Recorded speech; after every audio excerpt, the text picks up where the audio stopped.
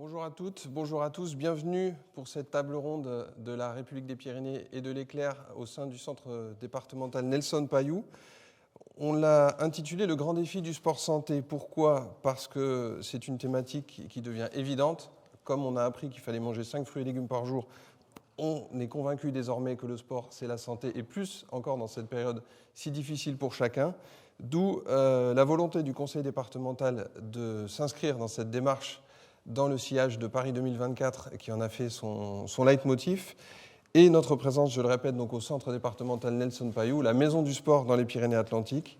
Faire de cette évidence un vrai débat, une thématique que l'on va décliner avec le conseil départemental dans les prochaines années jusqu'à l'échéance de 2024. D'où aussi notre volonté de réunir quelques spécialistes autour de nous pour évoquer la question, à commencer par, quand vous arrivez au centre Nelson Payou, vous ne pouvez pas le louper, il est en grand sur la façade, Tony Estanguet, qui nous fait le plaisir et l'honneur de venir pour cette table ronde d'ouverture sur la thématique du sport santé. À vos côtés, Tony, donc, il y a l'inspecteur d'académie, M. Pestel, bonjour. Bonjour. Nathalie Harib, qui donc anime une section sportive et qui est prof de PS à Naï. Oui, bonjour. Si je ne m'abuse. Bonjour. Le docteur Nguyen, qui nous vient de Bayonne, qui va pouvoir nous apporter aussi son expertise. Bernard Dupont, président du conseil départemental Nelson Payou, de la partie sportive. Je vous donne une promotion, c'est sympa. Et le directeur de Nelson Payou à côté de vous, culture aussi, Olivier Vissière.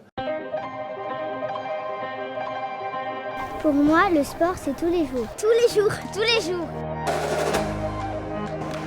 Depuis 2017, chaque année, on a une semaine particulière, la semaine olympique et paralympique à l'école. On permet à des jeunes d'en savoir un petit peu plus sur les sports olympiques et paralympiques, de rencontrer des champions. Ça rappelle des souvenirs. C'est super important de rencontrer les enfants parce que c'est le futur, c'est l'éducation. Bonjour. Est-ce que vous savez ce que c'est la différence entre les Jeux olympiques et les Jeux paralympiques ? Dans tous les sports, les athlètes vont aller à la rencontre de ces élèves, susciter des vocations et répondre aux questions. Inspirer les jeunes à faire du sport, et quoi de mieux de les inspirer par les Jeux olympiques. Aujourd'hui, on va faire 30 minutes de sport avec vous. On n'oublie pas de respirer. 1, 2, 3 et on reprend.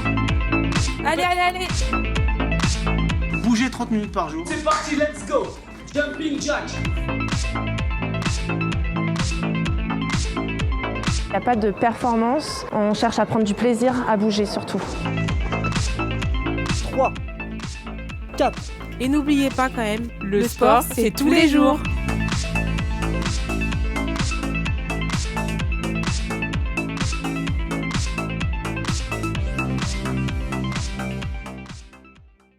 Donc, nous allons pouvoir entrer dans le vif du sujet tout de suite avec Tony Estanguet. Voilà. Bonjour. La guest star en intro. Tony, tout simplement pour nous rappeler pourquoi ce choix d'ouvrir le plus possible le sport à tous dans la thématique, dans la montée en puissance vers Paris 2024 et ce sport santé. Pourquoi c'était une évidence pour vous quand vous l'avez En fait, on va accueillir le monde, on va accueillir en France le plus grand événement sportif de la planète en 2024, dans quelques années. On se dit que c'est une opportunité rare, unique, qu'il faut essayer de capitaliser au maximum sur cette chance. Et effectivement, quand on entend un peu les spécialistes autour de nous mettre en avant des statistiques qui nous dérangent en matière de sédentarité, en matière de santé publique, en matière de capacité cardiovasculaire des jeunes qui diminue au fur et à mesure des années, on n'est pas très à l'aise. Et on aimerait bien que le sport, dont on pense, alors c'est vrai qu'on n'est pas complètement objectif, hein, moi je me suis construit grâce au sport et j'ai une histoire personnelle avec le sport qui est très forte, mais on a cette conviction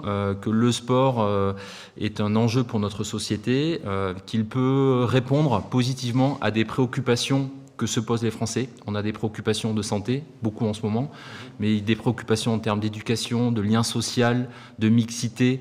Le sport, avec humilité, apporte des premiers éléments de réponse. Et c'est vrai que sur la santé, c'est pour nous le premier élément où, a priori, toutes les études démontrent que c'est un début de solution de plus utiliser le sport pour, à tous les âges de la vie d'ailleurs, pratiquer une activité physique régulière.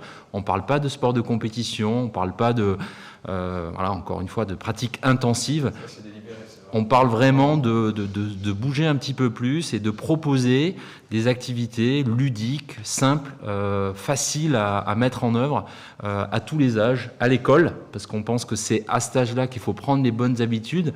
Là aussi, les études démontrent qu'un enfant qui n'a pas fait du tout de sport ou d'activité physique avant le collège est en difficulté. C'est beaucoup plus difficile de se mettre à la pratique du sport plus tard. Et donc on pense que les bonnes habitudes, elles se prennent dès l'école primaire, dès le plus jeune âge. Et c'est aussi pour ça qu'avec le ministère de l'Éducation nationale, on travaille actuellement pour voir comment est-ce qu'on trouve des solutions faciles à mettre en œuvre pour que ces enfants prennent ce réflexe, cette habitude, comme vous le disiez dans votre introduction, tous les jours on doit manger sainement, on doit dormir. Eh bien, il faut aussi consacrer 30 minutes, 1 heure par jour à l'activité physique. Ça doit faire partie de notre quotidien. D'accord, donc très concrètement, vous venez de le résumer, c'est avec l'Éducation nationale que vous allez travailler sur ce sujet en ce qui concerne du sport santé chez les jeunes. Aujourd'hui, on a 3 grands partenaires. On a le mouvement sportif, parce que ce sont les clubs quand même qui font le sport dans ce pays et c'est important. On a les collectivités locales, parce que les politiques publiques sont souvent mises en œuvre localement. Et on a l'État. Effectivement, notre partenaire privilégié à l'école, c'est le ministère de l'Éducation nationale. Et on pense que si on veut vraiment démocratiser et envoyer ce message très fort, ça doit rentrer dans l'école. Encore plus, je ne veux pas non plus dire que rien n'est fait, parce qu'il y a beaucoup de choses qui sont faites au sein de l'école. Et l'éducation physique et sportive est une discipline à laquelle moi je suis très très attaché.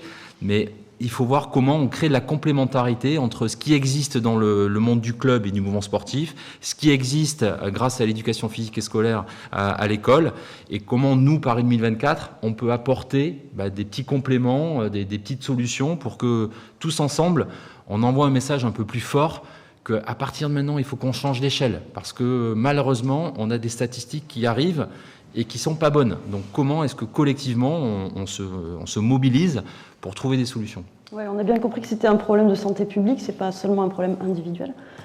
Pour ce qui est de l'école, c'est beau de dire effectivement il faut intensifier la pratique sportive. Est-ce que ça passe pas tout simplement, c'est pas si simple à mettre en œuvre, mais par une décision du ministère de l'Éducation nationale de dire désormais on impose 1 heure de sport à l'école?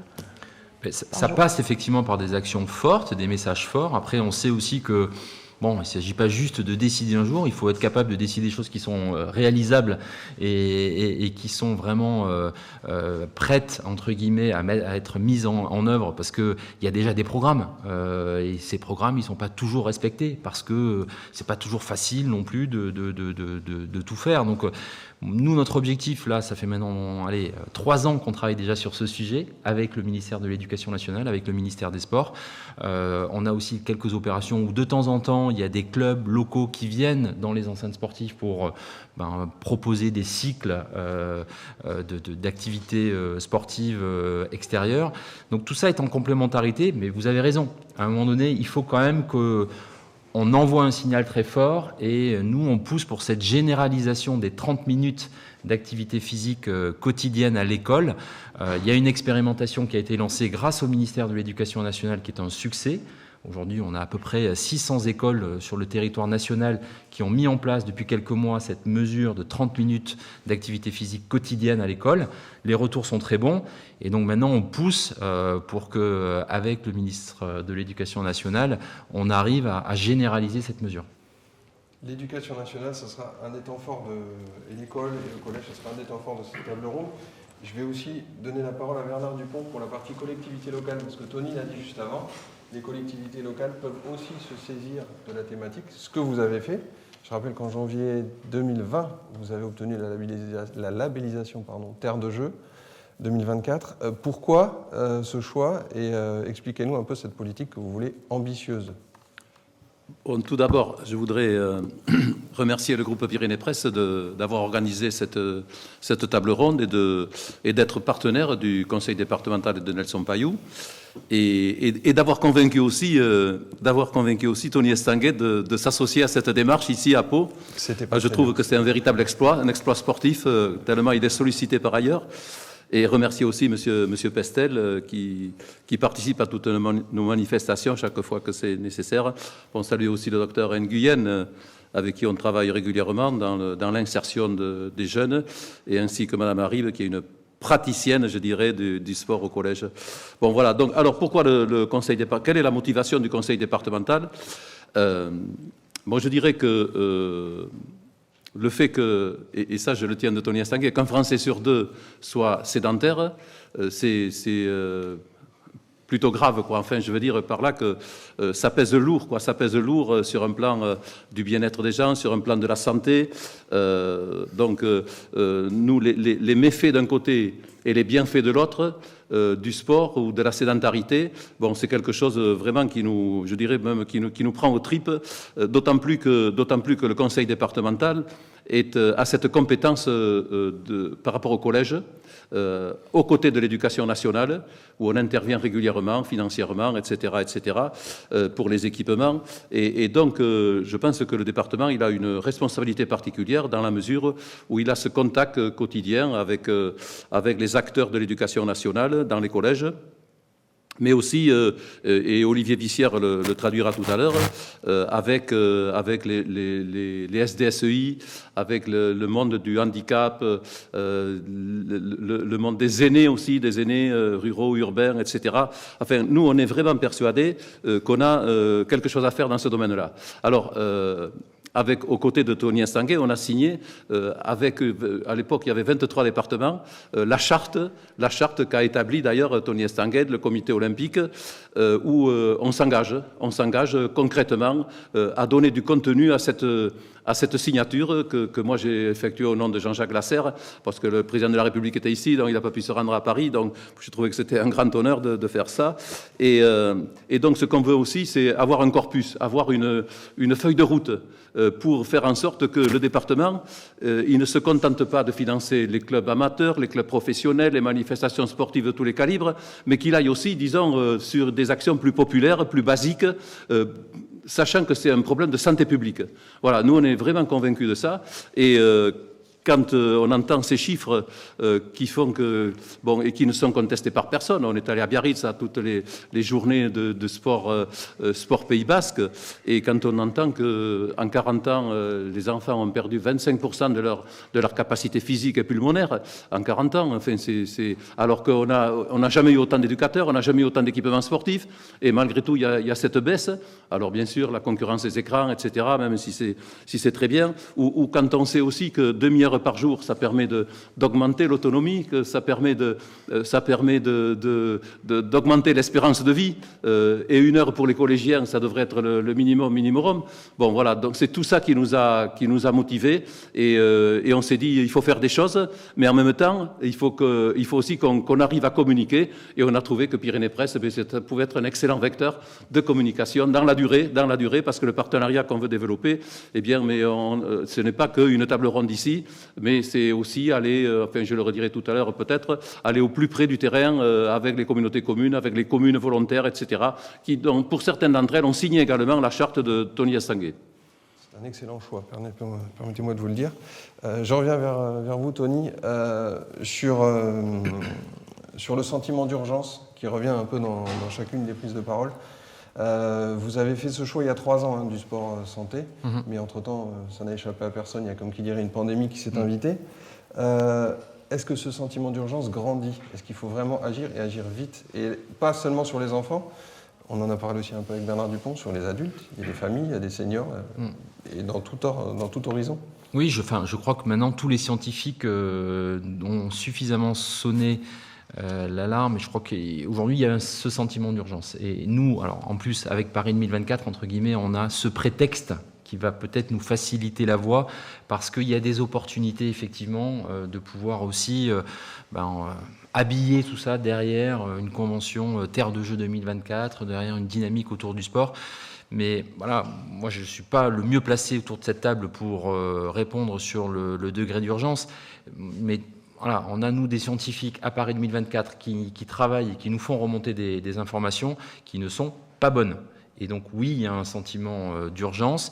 L'une des prochaines grandes crises sanitaires pourrait être celle autour de la sédentarité, avec des effets, on sait que la sédentarité tue également, que c'est un facteur de mortalité qui est important.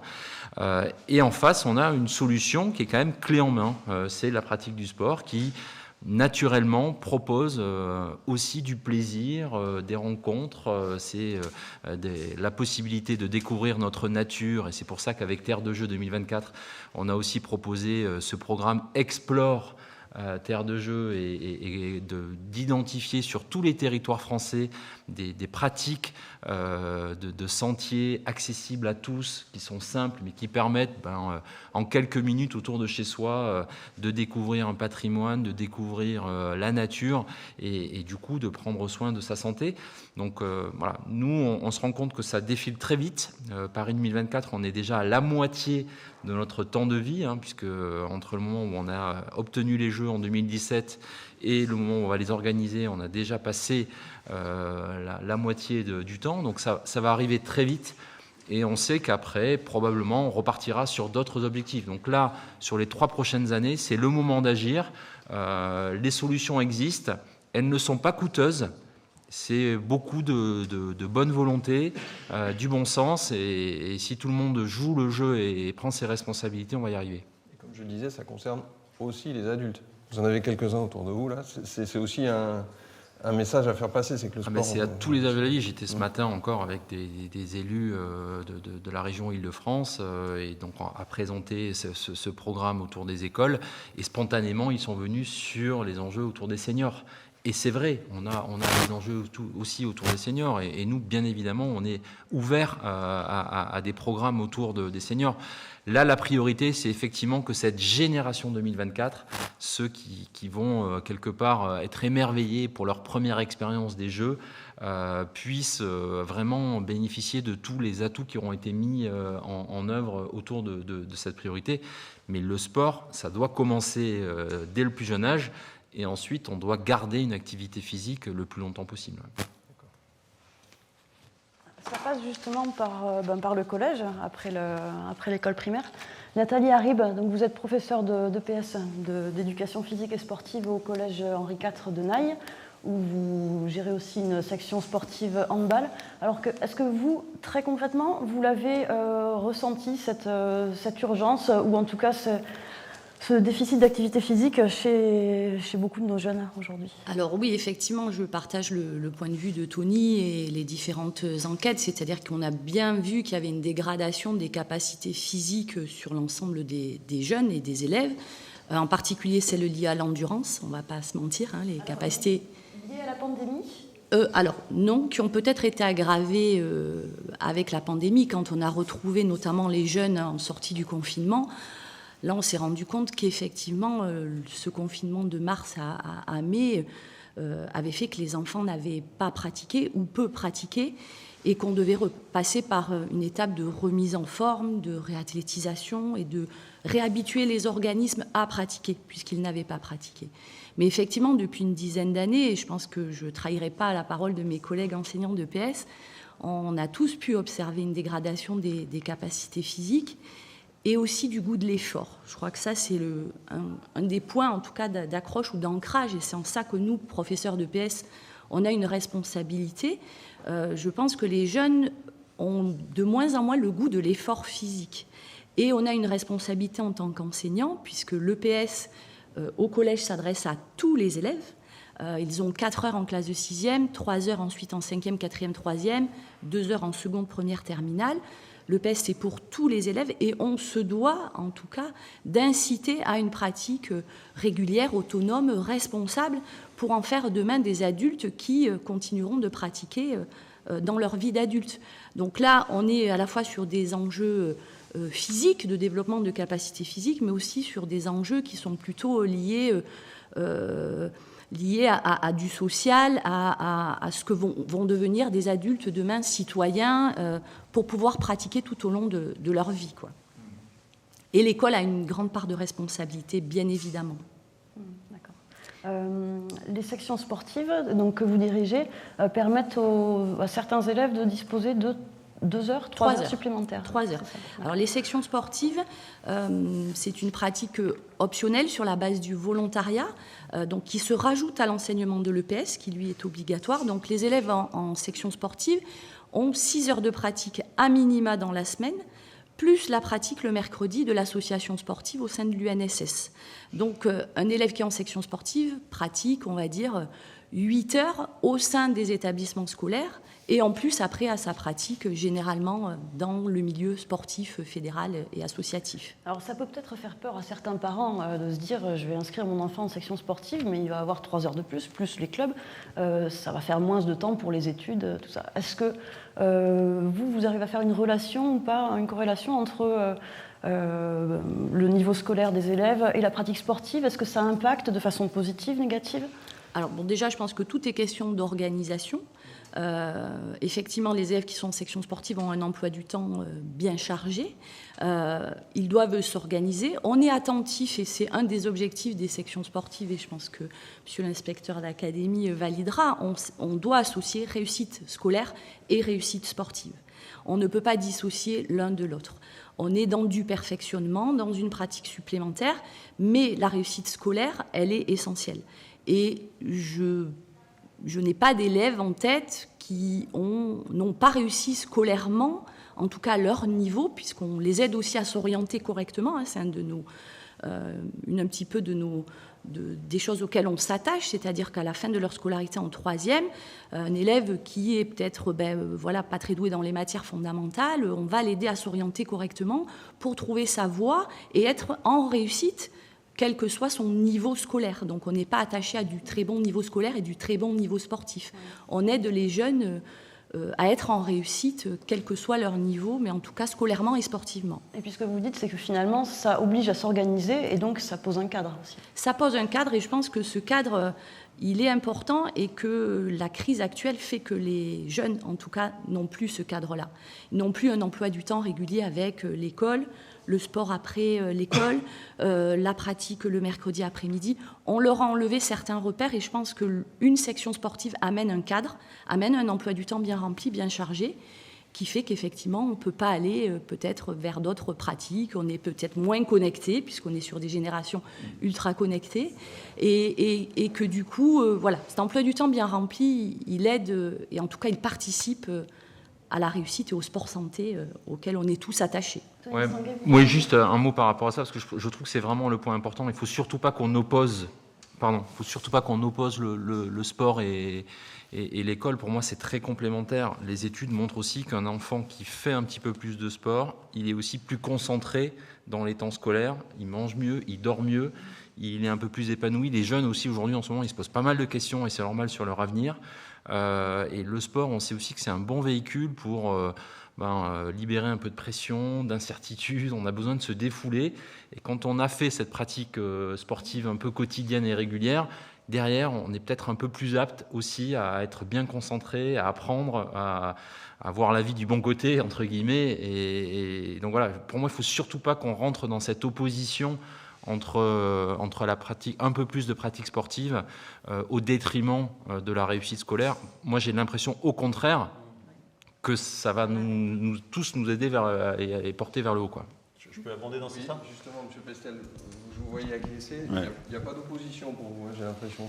Non, vous rejoignez cette évidence. Alors j'allais intervenir tout à fait dans le sens de ce que vient de dire Tony Estanguet, c'est-à-dire que non seulement, Marie vous dit, on doit réussir en sport et dans les études, mais le sport permet de mieux réussir. Enfin, c'est vraiment dans le sens de ce que dit Tony Estanguet, c'est-à-dire que on sait bien qu'on ne peut pas faire du français et des maths toute la journée. On a besoin de moteurs et un esprit sain dans un corps sain. Enfin, tout ça, c'est des choses que tout le monde connaît. Et c'est en ayant des lieux de motivation, en étant bien dans sa peau, pour le dire très trivialement, qu'on va être mieux à même d'être concentré en classe. Quelquefois, il y a des élèves qui ont un peu de mal sur certaines disciplines un peu arides. Je n'en citerai aucune pour vexer personne. J'étais prof de maths. Le sport peut être justement un levier pour se motiver. Je pourrais dire la même chose sur les disciplines artistiques, mais là, on parle du sport. Donc c'est vraiment très important. J'ajoute que les profs de PS, je le dis sans flagornerie, sont des profs qui ont l'habitude de travailler en équipe. Et ça, c'est très important. dans les établissements scolaires, on souhaite vraiment impulser cet esprit d'équipe. Alors, je ne dis pas ça que parce qu'on parle de sport aujourd'hui, mais c'est vraiment important. C'est la dynamique collective qui va faire que ça. Et les profs de PS là-dessus sont porteurs. Et les élèves le sentent. Et les profs de PS ont souvent un regard sur l'élève, pour avoir été chef d'établissement, hein, ont souvent un regard sur l'élève qui est un peu décalé par rapport aux autres profs, décalé positivement. Parce qu'ils voient l'élève dans une situation un peu différente que assis à une table toute la journée, etc. Donc c'est vraiment, il faut vraiment pas les opposer. Au contraire, l'un fait tremplin pour l'autre. Et quand vous entendez le conseil départemental, qui en a parlé un peu tout à l'heure, qui a la compétence sur les collèges, je le rappelle, manifester son intention de développer encore plus les sections sportives au sein des collèges, vous, la réponse de l'inspecteur d'académie, quelle est-elle ? Moi, je peux que me réjouir. C'est-à-dire qu'à partir du moment, vous savez, donc les sections sportives, on l'a dit, c'est un dispositif éducation nationale. Mais quand des partenaires se donnent comme objectif des dispositifs de l'éducation nationale, je me dis qu'il y a quelque chose qui marche bien, c'est-à-dire qu'on a réussi à diffuser. Rappelez quand même que dans le département, on a, alors je vais essayer de ne pas dire de bêtises, 41 sections sportives dans le public, dans le collège public, 34 sur l'ensemble des établissements privés, donc on en a beaucoup. Donc 41 sections sportives pour 49 collèges. Oui, il y en a quelques-uns qu'on en deux, hein, mais on n'est pas très loin de l'objectif. Hein. On est un département très sportif, tout le monde le sait mieux que moi. Moi, je viens d'arriver, mais vous le savez bien.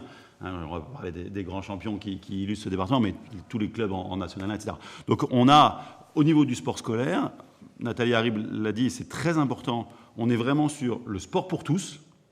Ça, c'est vrai dans le cadre des enseignements, des programmes, etc. Mais c'est vrai aussi dans le cadre de l'UNSS, où on a un travail, donc l'UNSS, l'Union nationale du sport scolaire, hein, qui s'adresse également à tous les élèves. On insiste très fortement pour dire que là, on n'est pas là pour de la compétition, on n'est pas là d'abord pour de la compétition, même si certains ils peuvent y trouver du plaisir. On est là pour emmener les élèves, tous, autant que faire se peut. Voilà, et donc l'objectif, il est complètement louable. Peut-être dire que, évidemment, nous, ce qu'on cherche, c'est le quantitatif, c'est aussi le qualitatif. Hein, c'est-à-dire qu'il y a un regard très clair, alors de l'UNSS, des inspecteurs, etc. Pour quand on ouvre une section sportive, ce qu'on regarde d'abord, c'est une équipe motivée, un encadrement et un partenariat fort avec un club. C'est vraiment les deux leviers. Et ensuite, il y a le rôle du conseil départemental qui est très important, hein, parce que, notamment, il va financer les transports, des choses comme ça. Enfin, voilà. Donc c'est cette synergie-là qui fait qu'il faut qu'on le développe, qu'on va le développer. Sauf erreur de ma part, il y a 5 projets d'ouverture à la rentrée prochaine. Hein, donc la commission n'est pas encore passée pour les valider, mais il y a une dynamique qui est très forte dans ce département, il n'y a pas à être inquiet. Je peux peut-être juste compléter, excusez-moi, je fais un pas de côté par rapport aux sections sportives, pour aller aussi dans le sens de ce qu'a dit Tony Estanguet tout à l'heure, savoir que décider d'une heure, on est déjà largement plus d'une heure par semaine hein, dans les programmes, on a dit sur le second degré, c'est pareil pour le premier degré, mais il y a un certain nombre de dispositifs qui se lancent là, depuis très récemment, 30 minutes d'activité physique par jour. Il y a des classes dans le département qui se sont déjà lancées, c'est très récent et ça va continuer. Il y a les classes bleues qu'on vient de lancer. Il y a un dispositif sur le savoir nager, pour faire très, très, très vite, hein, qui sont en train de se lancer. Et là aussi, dans le département, il y a des projets qui sont prévus. Enfin, voilà, je pourrais parler des vacances apprenantes, où il y a une dimension évidemment du rapport au corps et au sport. Voilà, tout ça, c'est des choses qui sont vraiment dans une dynamique très positive dans le département. Mais je peux être d'accord sur le fait qu'il y a encore du chemin à faire. Hein, mais on est plutôt un département où on est très, très, très acteur et très, très bon sur le sujet. Je suis pour rien. Donc l'objectif 100% du département, tous les collèges, une section sportive d'ici 2024 ? Encore une fois, oui, c'est un objectif qu'il faut qu'on se donne, il n'y a pas de souci. J'insiste sur l'aspect qualitatif. Voilà, on ne va pas faire n'importe quoi pour autant. Il faut qu'on tienne bien les deux choses et avec des partenariats forts avec les clubs et le conseil. Alors peut-être que M. Dupont veut reprendre la parole, parce que je crois que l'idée était d'ouvrir des sections sportives, mais qui ne soient pas vraiment orientées performance dans un sport en particulier, mais un petit peu plus grand public. Nous, ce qu'on veut, c'est, comme l'éducation nationale, d'ailleurs, on est complètement en synergie, et l'UNSS aussi, Franck Dufour, que je salue. Nous, ce qu'on veut, c'est créer de l'activité physique, voilà, et que les jeunes prennent goût à l'effort, et que aussi ils collent le plus possible avec l'activité dominante de leur bassin de vie. Ça, c'est important que le collège s'inquiète des clubs et de ce qui se passe dans un bassin de vie dont on sait aujourd'hui que le Covid les affaiblit considérablement. Bon, voilà, donc aujourd'hui, il y a les 2 tiers à peu près, M. Pestel sera sûrement d'accord avec ça, les 2 tiers des collèges publics et privés qui ont au moins une section sportive, mais il y en a aussi qui en ont 2 ou 3. Moi, j'ai vu des principaux de collège dire comment on peut faire pour en avoir une 4e. Donc, il y a des motivations qui sont un peu différentes d'un collège à l'autre, mais il y a quelques freins aussi, quelques résistances. Bon, mais je pense que nous, quand on dit 100%, c'est au niveau de la symbolique. Ça veut dire qu'on veut pas qu'il y ait de problèmes matériels qui empêchent la création de sections sportives. Et donc, le département, il est prêt à faciliter tout ça. Bien entendu, en synergie avec l'UNSS, l'Éducation nationale, on ne fera jamais contre, quoi. Et c'est toujours avec. Alors, les chiffres, bon, on peut discuter à perte de vue sur les chiffres, les sections qui vont démarrer. Peut-être Olivier pourrait dire un mot, là. Il m'a soufflé qu'il y en avait un peu plus que ce que vous aviez indiqué, qui allait démarrer, là, M. Pestel, je ne sais pas si... Oui, du moins qui sont intéressés. On arrive à une dizaine à peu près de sections de collèges, qui sont intéressés pour ouvrir une section sportive, en sport co, aussi dans des disciplines un peu nouvelles, type golf, type aviron. Donc c'est vrai qu'on les accompagne. On a la chance avec cet outil ici d'avoir toute la ressource à disposition avec les comités, avec les acteurs concernés, avec une relation excellente avec l'Éducation nationale. Donc c'est vrai que les ingrédients, ils sont tous là et c'est finalement pas très compliqué de les mettre en musique. Ce qu'il faut noter aussi, c'est qu'en 1 an et demi, il y en a 15 qui ont ouvert. Ce qui est déjà aussi, ça nous montre qu'on doit continuer dans cette voie-là, et ça nous montre que la solution est sûrement là. Et ce que disait Anne, l'idée aussi, et ça on le travaillera vraiment de manière très étroite avec les services de l'Éducation nationale, c'est peut-être de s'adresser, je vais le dire un peu familièrement, mais à ceux qui dans la cour ne sont jamais intéressés au sport. C'est souvent les mêmes. Quand une section ouvre, c'est souvent ceux qui sont déjà licenciés ou ceux qui ont déjà des capacités qui sont présentes et qui y vont. Et quid des autres? Et là, je pense qu'on fera le lien avec le docteur Nguyen tout à l'heure. Mais quid des autres? Et c'est vrai qu'autour d'une section sportive type athlétisme, type sport de pleine nature, on peut imaginer des activités marche, des activités physiques, des activités sur le souffle, sur l'étirement, sur la mise en mouvement, tout simplement. Et c'est vrai que sur les 4 années qui arrivent, c'est un bel objectif que de se fixer ça, quoi. Voilà. Nathalie Harib, peut-être que vous qui dirigez justement une section sportive au collège de Naï, allez pouvoir nous expliquer un petit peu la complexité de mettre en œuvre une section sportive, les freins qui peuvent exister selon vous. Pourquoi est-ce qu'on n'a pas déjà aujourd'hui une section sportive dans chaque établissement? Oui, alors bon, la section sportive handball de Naï fonctionne depuis 13 ans. Il y a aussi une section sportive rugby qui existait déjà avant que j'arrive moi au collège. Je crois que comme le disait monsieur l'inspecteur d'académie, une section sportive, si on veut qu'elle soit pérenne, viable, qu'il y ait de la qualité, il faut que ce soit un projet qui soit partagé par l'ensemble des acteurs de l'établissement, que ce soit chef d'établissement, l'ensemble de l'équipe enseignante, les acteurs locaux, les clubs, les associations autour, les comités. Voilà, je pense qu'il faut que ce soit un projet partagé par une équipe enseignante, chef d'établissement, que ce soit intégré dans un projet d'établissement pour que ce projet-là soit viable et qu'il y ait de la qualité, parce que c'est quand même le but aussi. Il ne s'agit pas de les multiplier, comme vous l'avez dit, M. Dupont, il faut aussi qu'on les fasse perdurer et qu'on y mette du contenu et qu'on amène, que ce soit un plus pour l'ensemble des jeunes que l'on a. Qualité, pas au sens de performance. Hein, la qualité, on est bien d'accord. Hein. Je pense qu'il faut qu'on convainque aussi, qu'on s'y mette tous, quoi, parce que, je le répète, il y a quelques résistances ici ou là pour différentes surcharges des programmes, etc. Enfin, il y a beaucoup d'arguments qui sont développés. Bon, nous, on pense que vraiment on peut y arriver parce que il y a 2 ans, bon, avec le rectorat, on a organisé des réunions, tout ça, et après, ça a vraiment marché, quoi. Et, voilà, donc il faut, de temps en temps, il faut relancer. Et je crois que les terres de jeu 2024, c'est le bon alibi, quoi, pour dire aux jeunes, pour dire aux collégiens, pour dire aux principaux, pour dire aux professeurs d'éducation physique, mais enfin, il faut y aller, quoi. On peut pas attendre. On a des dispositifs qui marchent très bien, qui donnent d'excellents résultats dans les 2 tiers des collèges. Il faut donc essayer de trouver la porte d'entrée, le chemin pour développer. Voilà. Qualitativement, je suis bien d'accord avec ça, oui, bien sûr. Ce qui veut dire aussi libérer des heures. Oui, mais, enfin, c'est pas tellement ça le problème. Enfin, très sincèrement, enfin, il y a énormément de pratiques du sport et le problème, enfin, il n'y a pas de problème d'ailleurs, ça, strictement parlé, sur les sections sportives dans le département. Non, peut-être dire un mot aussi, parce qu'il y a les heures, mais il y a aussi la visibilité, la promotion, ça a été dit. Juste dire un mot du label Génération 2024 aussi. Tony Estanguet l'a dit, hein, enfin, l'opportunité qu'on a d'avoir les JO chez nous, c'est un formidable levier, tremplin, moteur, comme vous voudrez. Donc il y a Terre de Jeux 2024, il y a aussi Génération 2024, qui sont des labels pour impliquer les équipes, donner de la visibilité, motiver, mobiliser les gens. Voilà. Et tout ça, c'est des choses, c'est de l'immatériel, mais c'est quelque chose de très très important. La motivation, c'est pas quelque chose c'est pas que des euros. Ça passe par des euros, mais Tony Estanguet l'a dit, c'est pas forcément coûteux tout ça. Hein. Les heures des profs de PS, elles sont déjà payées, elles sont là, elles sont déjà payées. Voilà. C'est la particularité, juste si je peux rebondir là-dessus, de Paris 2024, de ces Jeux.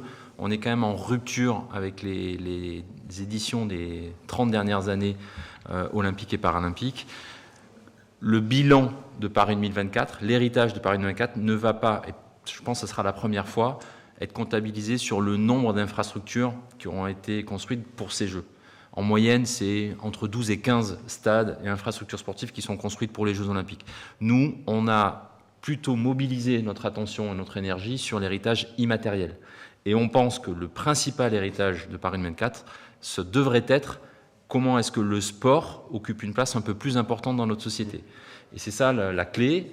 À l'école, on a un vrai défi, parce qu'il faut qu'on arrive à le valoriser, et je suis d'accord avec le vice-président, je pense qu'on a encore quelques freins et encore il y a une marge de progression pour arriver à mieux faire reconnaître l'importance du sport et de l'activité physique.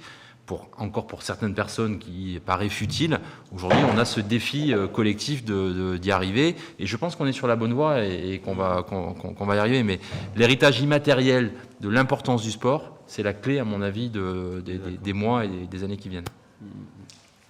Et il ne faut pas qu'on oppose sport de haut niveau et sport loisir. Je pense que ce n'est pas une tare non plus de faire du sport de compétition et de faire du sport de haut niveau. On a besoin de tout le monde, c'est un peu comme une pyramide.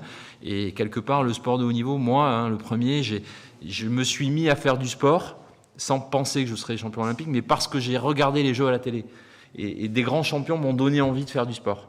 Et donc je pense qu'on a besoin de cultiver aussi et de mieux promouvoir les quelques élèves qui réussissent et qui arrivent quelque part dans leur parcours scolaire à capitaliser sur le fait qu'ils sont bons en sport.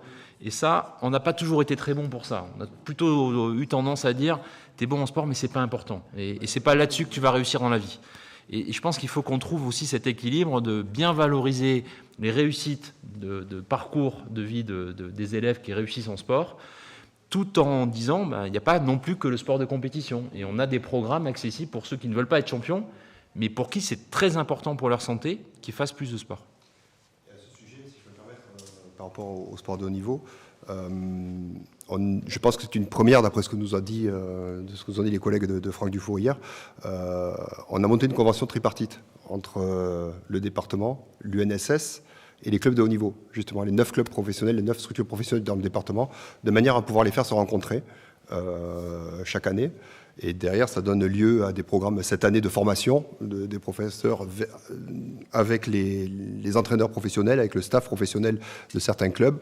Et manifestement, de ce qu'on a entendu hier, voilà, je pense que certaines autres structures s'inspireront de ça, justement pour mettre aussi en rapport et le sport amateur et scolaire avec celui de haut niveau. Voilà. Je crois même qu'on peut rajouter que à cette réunion à laquelle je ne participais pas, il y avait le directeur des sports de la région Aquitaine. De l'UNSS Aquitaine. De l'UNSS Aquitaine, pardon. Et qui a dit, mais ce que vous faites là, enfin, moi, c'est ce qu'on m'a rapporté, ce que m'a dit Olivier, je ne crois pas qu'il m'ait raconté ça là. Eh bien, c'est vraiment très bien ce que vous faites, on va essayer de le dupliquer dans notre département. Bon, voilà, donc, bon, c'est... Alors, on a beaucoup parlé du sport santé chez les jeunes. Le sport santé, il s'applique aussi très concrètement et à travers de la pratique loisir, pas du tout performance, compétition, pour des personnes qui sont réellement porteuses de pathologies, des personnes malades. C'est avec ces personnes-là que vous travaillez, notamment Monsieur Nguyen à l'hôpital, au centre hospitalier de la Côte Basque. Alors, est-ce que vous pouvez nous expliquer un petit peu le dispositif? Vous accompagnez des personnes souffrant de diabète, de maladies cardiaques, hémopathologiques, et vous les amenez à l'activité physique pour leur redonner la santé. Alors c'est un dispositif, en fait, un parcours en activité physique qui va durer 1 an et qui se situe en fait entre l'hôpital et la ville. C'est-à-dire qu'on prend en charge des patients atteints de maladies chroniques. Je vous rappelle que c'est 15 millions de Français qui sont atteints de maladies chroniques. Parmi ces 15 millions, vous avez 35% de personnes qui ont des maladies chroniques évolutives qui, dans les 5 ans qui suivent, arrêtent leur travail, ne sont plus en capacité de travailler. Mais donc on ne parle pas forcément de personnes âgées. Ah non, pas forcément. C'est un problème de santé publique. Mais quand on parle en fait de maladies chroniques, en fait, le vieillissement est aussi là. C'est-à-dire que on est dans une boucle qui n'est pas bonne entre la sédentarité et le vieillissement. On fait vraiment le lit de la maladie chronique. La maladie chronique, c'est des limitations au départ, ça devient un handicap, ça devient une perte de l'estime de soi, ça devient une rupture par rapport à son environnement, par rapport aux gens que l'on fréquentait. Donc, nous, notre idée, c'est de se servir de l'activité physique pour améliorer les 3 axes de la santé, parce qu'il y a bien 3 axes de la santé. Il y a l'axe physique sur lequel s'intéressent toujours les médecins, l'axe psychologique aussi, mais il y a un axe aussi qui est un axe social qui est très très important, et on l'a vu d'ailleurs avec cette période de Covid. Tout à l'heure, vous demandiez si ça avait eu un impact. Oui, ça a eu un impact sur les jeunes, puisqu'en fait, on voit que les temps d'écran ont augmenté. Et quand on interroge les parents, on voit aussi que les parents, avec l'utilisation du télétravail, ont plus facilement dit à leur enfant « mets-toi devant l'écran ». Donc, il y a eu un impact certain de cette période, et il y a encore un impact certain. Pour en revenir aux patients que l'on prend en charge, donc comme je vous ai dit, l'activité physique est un outil. Pourquoi on a utilisé cet outil? Parce que, en fait, pour 2 raisons. Première raison, ce qu'il faut savoir en termes de santé, c'est que c'est la capacité d'exercice qui est le meilleur indicateur de santé. C'est la capacité d'exercice. Donc, c'est-à-dire plus une personne va pouvoir bouger, pour faire simple, meilleure sa santé sera. C'est facilement explicable.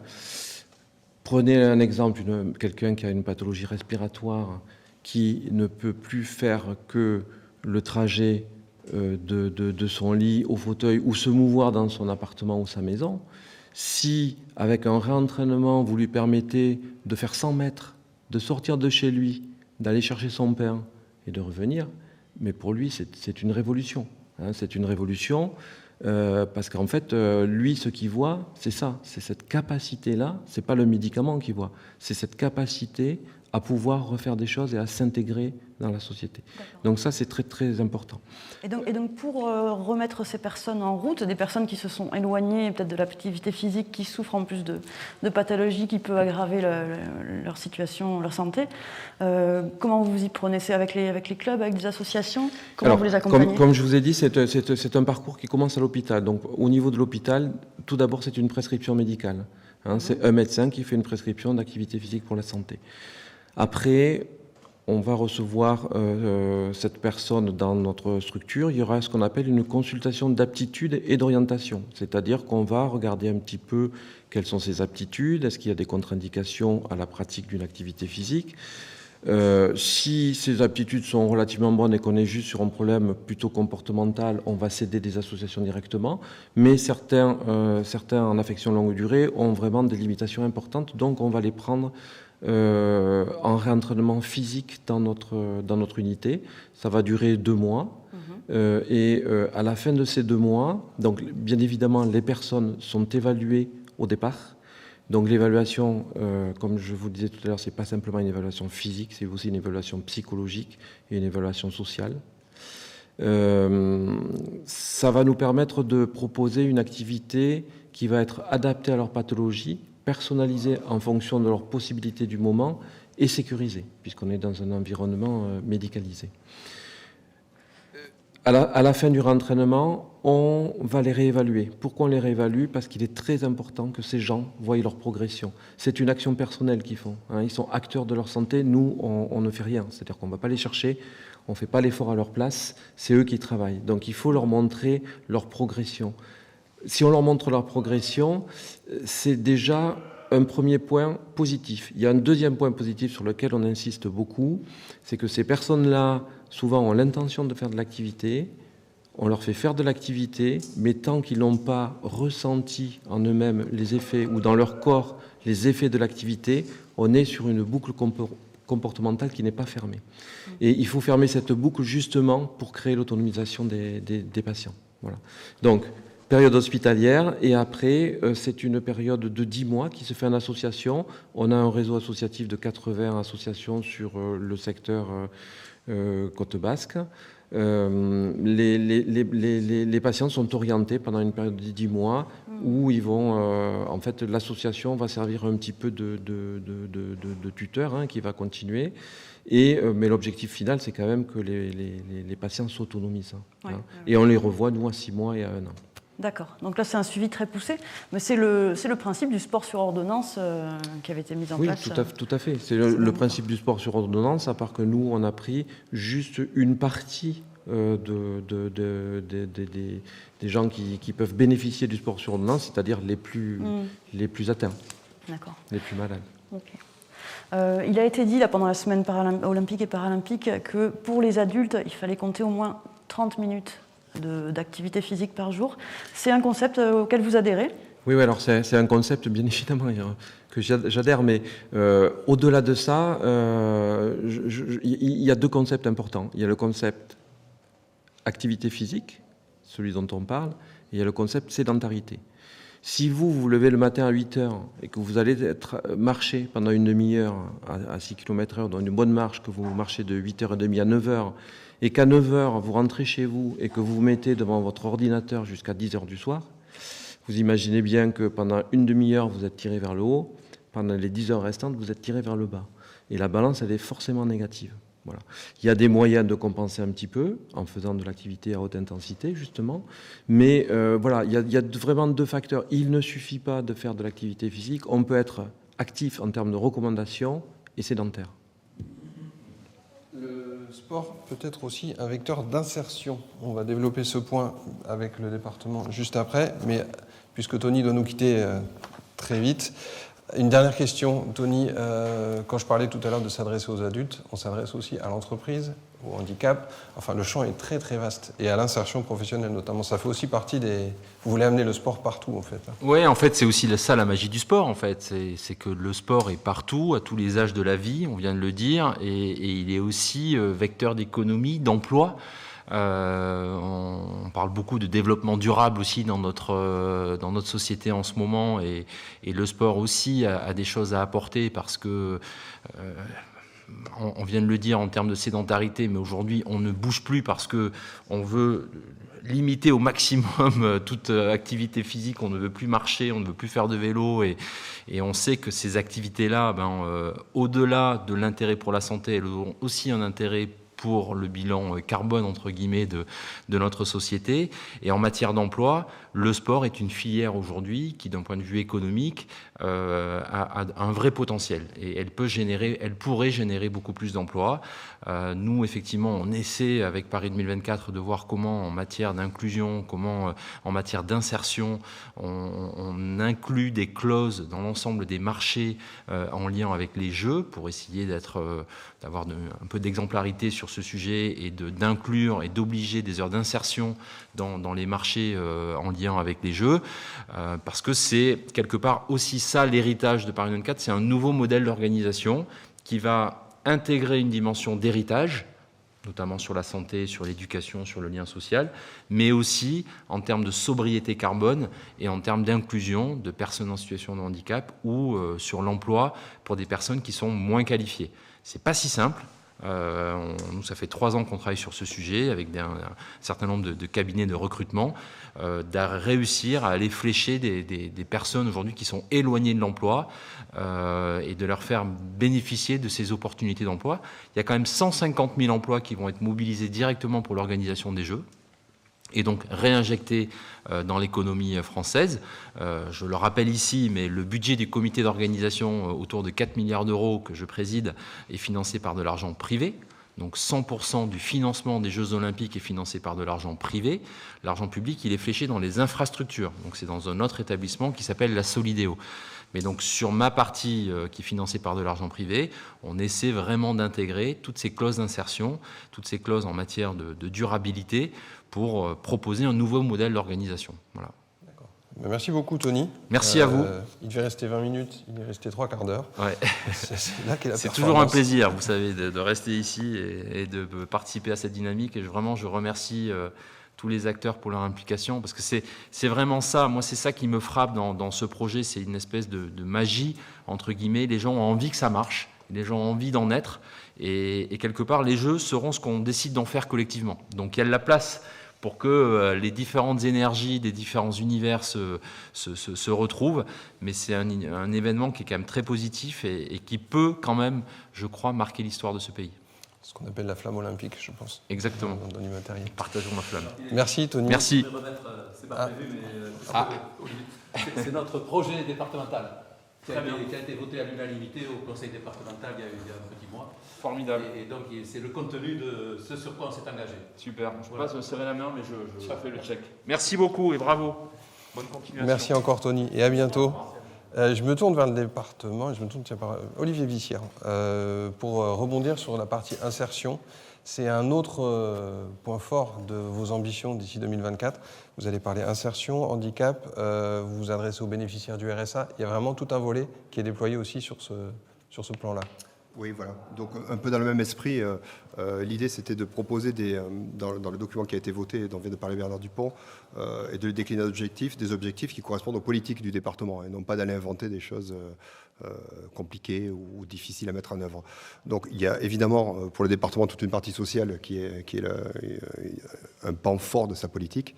Et donc, on a imaginé plusieurs dispositifs qui ont déjà été expérimentés, certains en direction des enfants confiés à l'ASE, à l'aide sociale à l'enfance.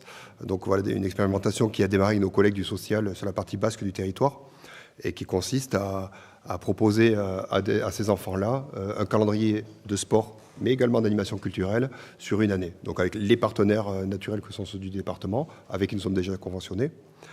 Il y a également une autre action qui n'a pas encore été expérimentée, mais qui va démarrer, qui s'adresse aux bénéficiaires du RSA, dont le département a la responsabilité.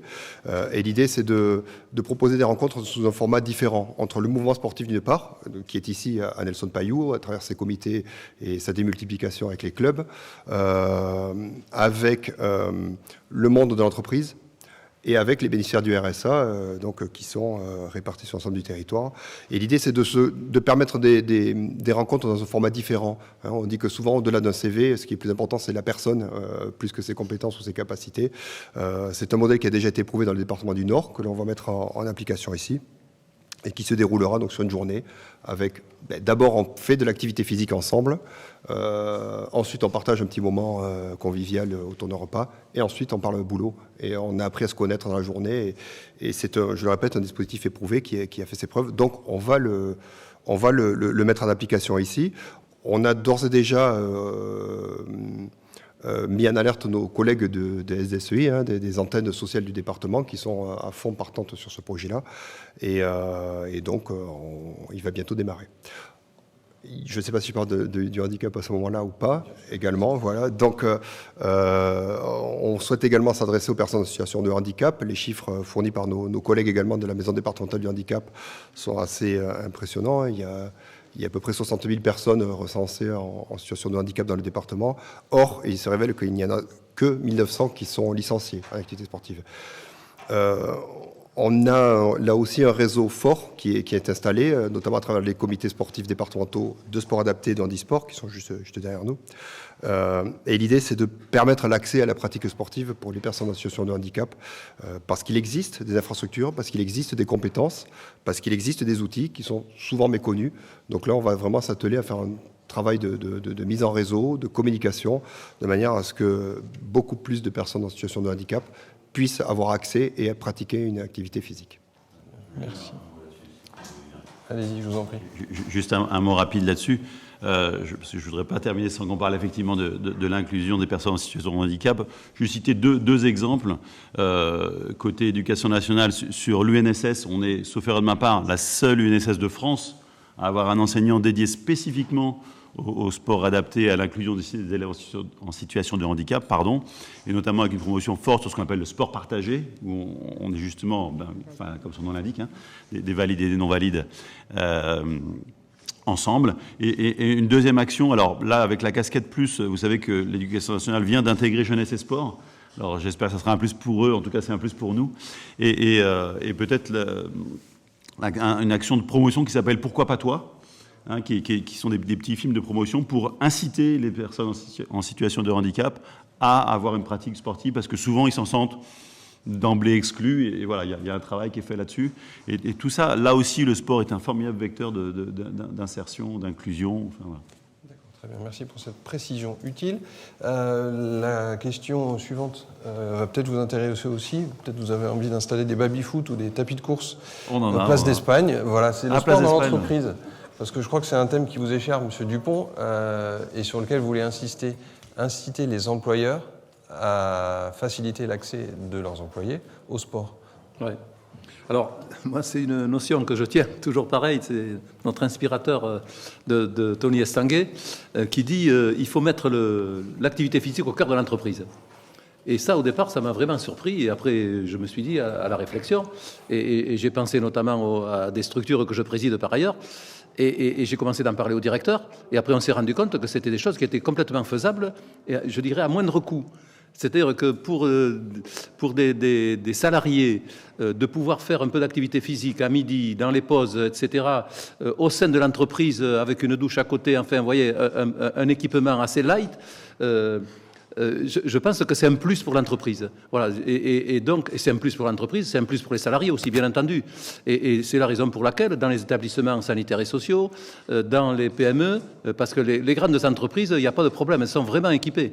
Il y a des trucs somptueux dans les grosses entreprises. Vous allez chez Safran, vous allez chez Crédit Agricole, bon, il n'y a pas de problème là. Mais dans les PME, c'est un peu différent, quoi. Je crois que cette notion, elle n'a pas complètement pénétré un peu les esprits, et donc il faut qu'on y travaille. Et je pense que c'est une bonne chose, parce que ça peut inciter et impulser de l'activité au bénéfice des salariés. Voilà. Et en plus, je le répète, s'il ne faut pas construire, avec 12 ou 15 000 euros, vous avez un bel petit équipement qui peut être vraiment attractif pour les salariés qui ont cette envie de bouger un peu et qui ne peuvent pas le faire en dehors des heures de travail. Merci Monsieur Dupont. Donc c'est un défi de plus parmi ce grand défi du sport santé. C'est pour ça que je termine. Le département, très certainement, dans les prochains mois, après les élections de toute façon, lancera ce qu'on appelle des AMI, des appels à manifestation d'intérêt, pour tenter d'équiper 10, 20, 30 entreprises ou équipements ou EHPAD ou sanitaires et sociaux pour le personnel. Parce que dans les établissements sanitaires et sociaux, je pense qu'on s'occupe bien des résidents. De ce point de vue-là, on les fait bouger. Il y a tout un système vraiment qui fonctionne bien. Mais pour les salariés, pour lutter contre les TMS, pour lutter contre les gestes répétitifs et tout ça, on n'a pas trop grand-chose. Et j'ai constaté récemment, à mon grand étonnement aussi, que la CARSAT, qui est le bras armé un peu de la sécurité sociale, elle dit « Mais nous, on va vous aider à financer tout ça ». Donc, je trouve que ça va dans le bon sens, quoi. Et donc, bien sûr, si on est les premiers, ça marchera mieux que si on arrive dans 3 ans. Mais là, je pense qu'il y a un vrai concept et il faut essayer de le mettre en œuvre à petite échelle. Je vous remercie encore. Donc ce sera par là qu'on va conclure cette table ronde sur le grand défi du sport santé.